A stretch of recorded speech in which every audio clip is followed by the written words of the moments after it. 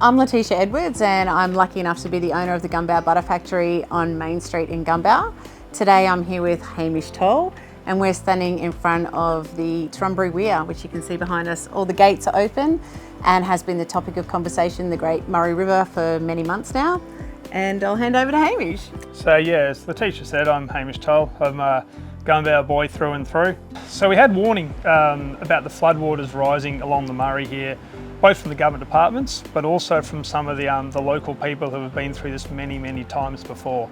And what we saw out here is people started to really get involved was the local people who lived along the levee bank really started to say social motion as well and get everyone else involved. So the younger generation like us who hadn't been through this before felt like we were supporting the older generation who'd seen it, and we could sit down and we could learn from those guys as part of that process. And that it was really invigorating to be part of that.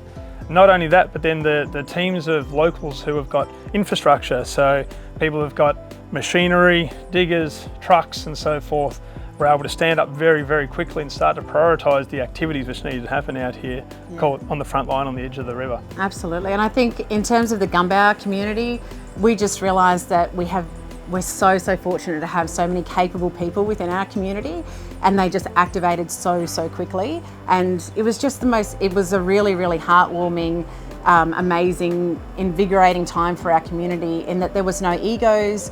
Everyone was just there to do a job and actually look after each other and take care of each other and our neighbours. So it was as much as it was a very anxious, horrible time, it really did bring our community together in a way that I've not seen in my time in Gumbau.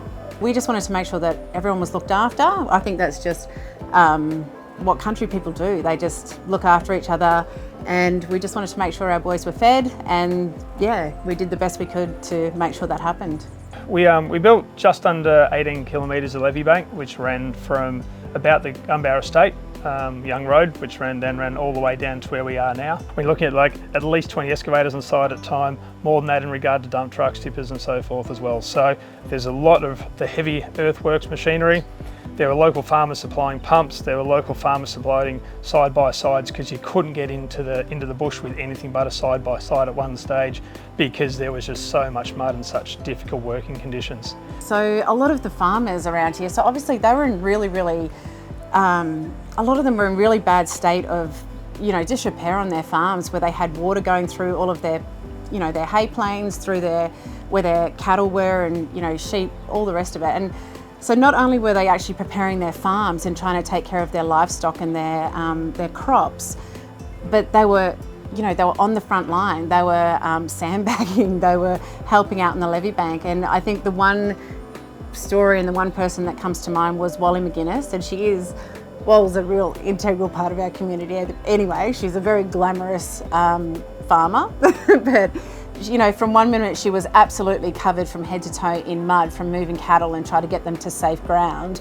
and within half an hour she's washed in her vehicle and she's at the Gumbau Butter Factory where we were preparing meals, and she's got meals in her vehicles and getting them out to people that are on the front line. And I just think that that is just a real great example of how our community really rallied together, and there was just no I can'ts or I needs. It was just getting the job done as best as we possibly could. It was really great. So I just wanted to thank everybody who has been involved, from the people who recognised the problem up front, from the people from the previous generations who understood that there was going to be a problem, to everybody who contributed end to end. People driving an excavator, people supplying food, people running logistics, right through to people providing information. So it's a big thanks to everyone who was involved in rallying the communities. Yeah.